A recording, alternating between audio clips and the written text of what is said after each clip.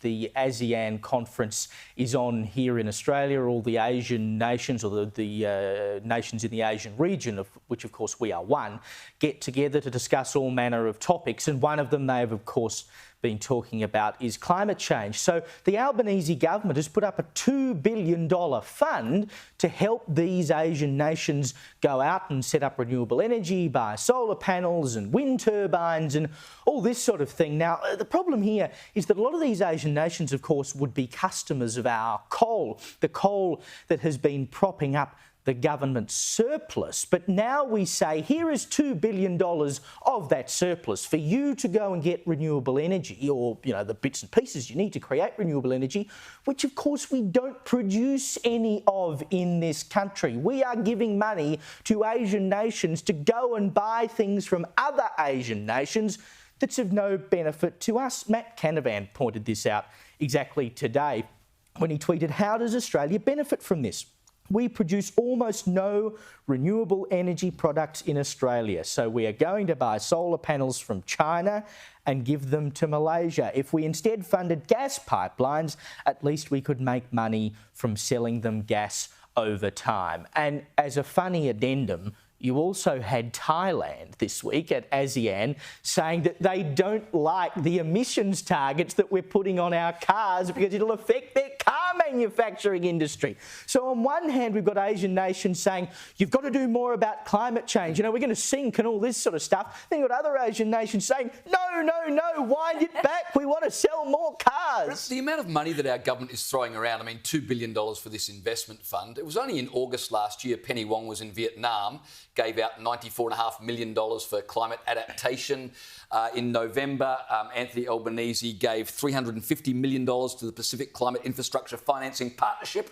We're not really sure what that is. Nobody knows what any of these bodies do. For this stuff. Nobody knows what any of these bodies do. But again, it's part of our courting these countries to keep them on side. Don't be besties with China. Stick with us, please. I don't think it's actually working. Speaking of things that aren't working, we saw yesterday Dutton come out. Actually, it was the front page of today's Australian, but we talked about it last night, so it feels like yesterday here. We're ahead of the news, always, on the late debate. But he came out yesterday saying we're moving ahead with pitching nuclear energy to the Australian public. We're now looking at large nuclear reactors, not just SMRs. We're going to be looking at where we will build these. So it sounds like they're coming up with an extremely comprehensive plan to take to the next election, as opposed to simply going, hey, vote for us if you want nuclear and then we'll make it happen. No, they're taking care of the details now. And of course, Labor has done nothing but say, oh, it's really expensive, and infer that it's also very unsafe, as Bowen has said countless times. Who would want to live next door to a nuclear reactor? Personally, I'd be more than happy to. So what does he tweet today after Dutton's big announcement on the front page of The Australian? Just more fear-mongering. He says when nuclear plants face cost blowouts and multi-year delays around the world, Peter Dutton is doubling down on nuclear energy. And it's no longer just small reactors, apparently. They are making it up as they go. Well, yes, that is called planning phases, Bowen. But the fact that he shared this tweet with one example in the UK, where there has been a bit of a cost blowout and a bit of a multi-year delay, they've described it as if this is something that's unique to nuclear power plants. Do me a favour, let's all talk about snowy hydro too, shall we? Let's not pretend that cost blowouts and the timing of said finished product is unique to nuclear power plants and not renewable energy, dear Bowen. Now, we know this was, of course, a Turnbull promise. Back in 2017, we were told Snowy Hydro 2 would cost a mere $2 billion and would be finished by 2024. Well, it's 2024, and now it's costing $12 billion, actually closer to 13, and may or may not be finished by 2028. The fact that he thinks this is a strong enough argument to make is utterly laughable. We know that France has 70% of their power generated by nuclear energy. In the UK, it's 20%, which is the same as America. In the UK, it's 15%, same as Canada. The 20%ers are America, which is also the same as Russia. We have these superpowers. They're all using nuclear. And we are simply, despite having the biggest uranium deposits, third largest in the world, shipping it off to everyone, more room than you can poke a stick at to put these things in, we're simply refusing. And as far as I'm concerned, every excuse that the Labor government comes up with to diss Dutton's plan, there's no bones on it.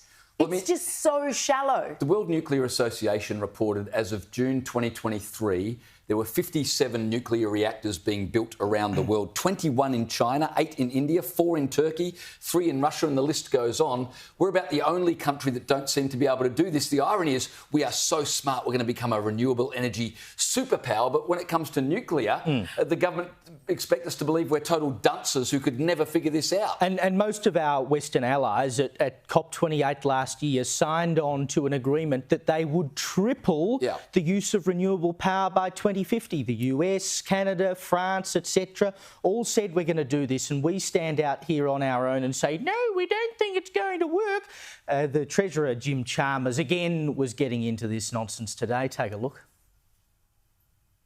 Is it any wonder they failed for a decade on energy policy when they've gone once again for the option which is the most expensive, takes the longest to build and is the most divisive? You know, Peter Dutton is more interested in cheap and divisive politics than he is interested in cheap and reliable electricity.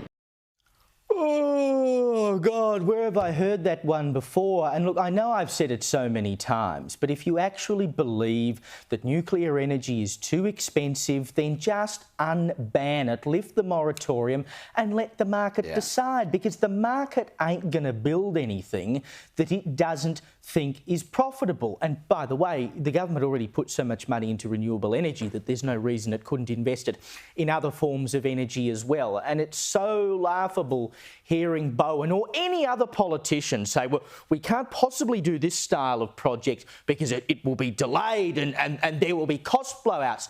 Can you do me a ledger, Mr Bowen, of government projects that have been completed in this country in the last decade and show me which ones have actually been completed on time and on budget? I mean, when I was down in Victoria at the Herald Sun, we kept reporting on the suburban rail loop. And our Victorian viewers tonight will know exactly what I'm talking about. And this thing, you know, went to $100 billion, $150 billion, $200 billion. It'll be done by 2040. But there is no government project that has ever been finished on time, on budget. It's got nothing to do with whether it's nuclear or not. I just love Jim Chalmers talking about Peter Dutton's just involved in cheap politics. Oh, for some cheap politics in this country, that'd be wonderful. I mean, if only the government would do some cheap politics. They only ever do expensive politics. We'll take anything cheap at this rate.